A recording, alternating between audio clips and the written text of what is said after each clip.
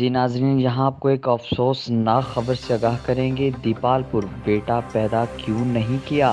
चौथी बार बेटी का पैदा होना बीवी का जुर्म बन गया। ज़ालिम शौहर ने गला दबाकर बीवी को कत्ल कर डाला। पुलिस ने दरिंदा सिफ्त ज़ालिम शौहर को गिरफ्तार कर लिया।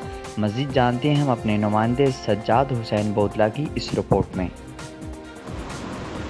जी बिल्कुल, दीपालपुर के नवाही इलाका हुजरा शाह मुकीम में दरिंदा सिक्स जालिम शौहर ने ज़माना जहलियत की याद ताज़ा कर दी। मुसलसल चौथी दफ़ा बेटी पैदा होना मजबूर बीवी नसरीन बीबी का जुर्म बन गया।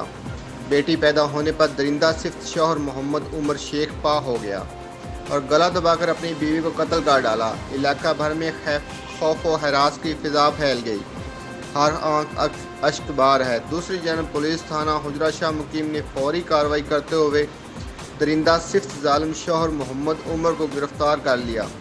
SP इन्वेस्टिगेशन उकाड़ा मौका पर पहुंच गए।